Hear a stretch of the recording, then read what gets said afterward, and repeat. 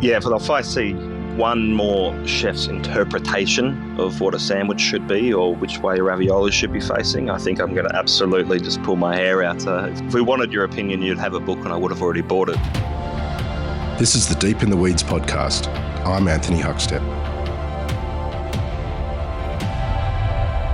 The summer series continues on Deep in the Weeds, where we catch up with past guests to hear yarns from their travels and what we might be looking forward to this year in 2024. Today, we have Otis Dining's Damien Brabender in Canberra. Damien, how are you? Very well, mate. Yourself? I'm good. How's the year of 2023 played out for you? It's been an emotional roller coaster, I guess, like it has for everyone. But now we're hearing that we may have a summer COVID strain coming, but hopefully we can dodge all that. But it's gone well, considering everything that's happening, considering the cost of living crunch that everyone's going through at the moment. We've still got such a good customer base who know how to eat and drink properly. Some of them a little more than others as well. So it's been good. It's been good. Summer's pretty warm in the nation's capital. What do you love about summer in the Canberra region? And is there any ingredients that stick out for you? Summer in Canberra is one of the most understated summers in the country because we don't have the ocean right here. We don't have beaches, obviously. But the one thing that I love about Canberra when it comes to seasons and seasonality is you can look out the window in the morning and you know what season it is. It can be summer, winter, autumn, spring, cricket season. You know what it is. Like you can tell what's going on. And you know, you leave the house. Maybe it's a little bit earlier in the morning, and you think about taking a jacket, and you go, it could be 40 degrees by the end of the day. Don't be stupid. So, but with produce wise, I mean, at the moment, berries are just amazing. So are stone fruits. I was talking about the other day, but berries for me are absolutely for a bad pun, the pick of the bunch for sure, mate. So blackberries at the moment, we're really heroing on blackberries. The tartiness you get from them when they're at their peak goes so well with fatty local duck breast that we're using. It's kind of that play on the classic French, raspberries with duck, but we're really just using some oxalis, which is quite florally as well, some bull's blood leaf, which has kind of got that earthy beetroot tone, some very finely ground 4 different peppercorn mix with the berries, just very quickly washed in some vinegar, and then with that ultra slow cooked duck breast as well with a touch of honey and a little bit of garum for some seasoning. So berries kind of shine through against most other ingredients, but they also bring out different notes in other things that you wouldn't normally find there. Like to not get the sweetness out of duck, I think, is a bit of a shame. So blackberries is the way forward. Traveling's been a bit of a hassle in the last couple of years, but do you have any sort of travel food stories that have sort of had an impact on you and your approach to what you do? Well, when it comes to summer, I know this is one story in particular, which for me is actually kind of changed the trajectory of everything in my life, and it was particularly funny kind of outcome and a series of events. But it's not actually an Australian summer story, but it's actually an English one. So I was just moved over to England, and I was working at Lord's Cricket Ground. I was hired there to be just a sous chef in one of the main areas, and it was quite a funny story. So that the executive sous chef who was running the long room there, his wife had an accident. That's not the funny part of the story, by the way, so we can edit that around so I don't look like a psychopath. And so then he couldn't actually get to work because he had to be with his family, which was quite unfortunate.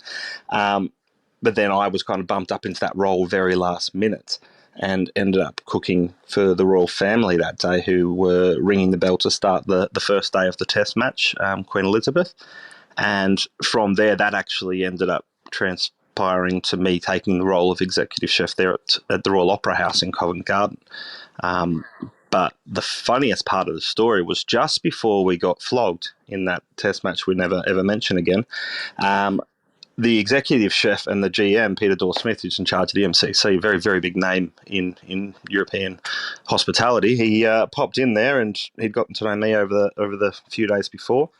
and he decided to invite me to go for a special walk where he took me out to in front of the Barmy Army and put me on what they call a BAP station, which is their version of a hot dog station, except for it's roasted carved meats on floured buns. And he just yelled out, "Oi, lads, this little fella's he's Aussie, just give it to him." And he just looked at me, winked, and said, "Have fun with that, chef," and just walked off. But he ended up taking me out for what can be described as about 50 pints not out after that. So that was all right. But absolutely hilarious just to see that banter and just to see how other cultures celebrate their summer as well. So we wouldn't think about eating a roast beef roll on a summer's day, but I think England's still only 40% of the way to get into summer anyway. So that's an amazing story.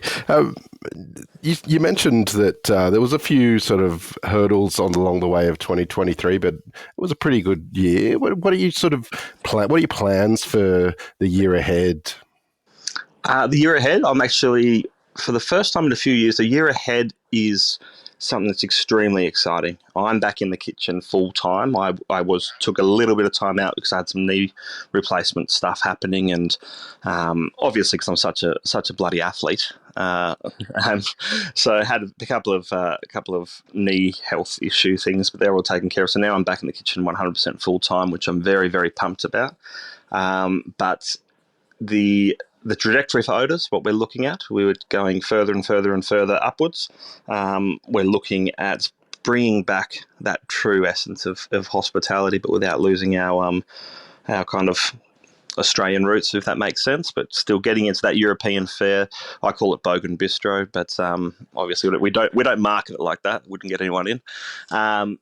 So that's going to be fantastic in the way that we can kind of, I can be more hands-on as well, which is my main passion, and not get kicked out of the kitchen for taking over will be nice for a change. So if I'm meant to be there, it's all right.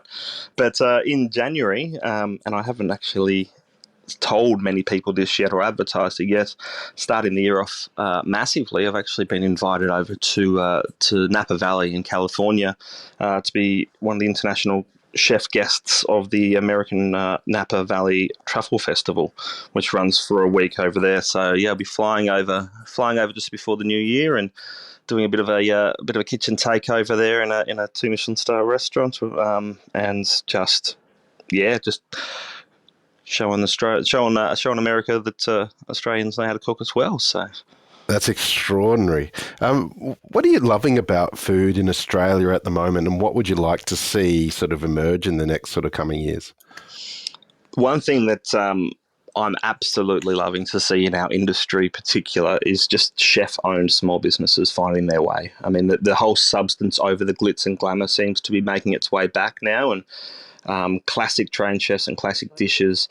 I'm so happy that chefs have stopped, their attempts of deconstructing food in an attempt to hide the fact that classic dishes take a high level of respect and discipline. Because I remember a few years back, we got to the stage where eating out was like going to IKEA and everything's flat packed and you've got to put it back together yourself with an Allen key or something. But it's good that chefs they're kind of getting back into it and really putting themselves forward. I think that what's happened over the last few years has kind of turbocharged the passion in a good percentage of chefs where they've gone, this is what we do and this is who we are. And if that didn't stop us, then we shouldn't be afraid of failing. So let's really get out there, get back into kitchens, cook food that we love to actually eat ourselves and stop trying to be artistic, if I see one more chef's interpretation of what a sandwich should be or which way a ravioli should be facing, I think I'm going to absolutely just pull my hair out. If we wanted your opinion, you'd have a book and I would have already bought it. So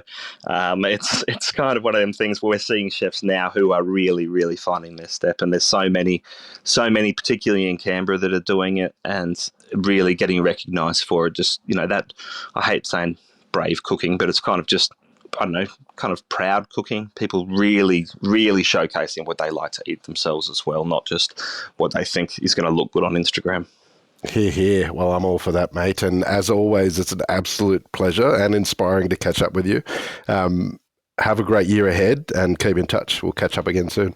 No worries. Thanks so much, guys, and keep doing what you're doing. Sharing these stories is always it's always a highlight of a lot of people's weeks when they get to tune in and hear what other people are doing. So.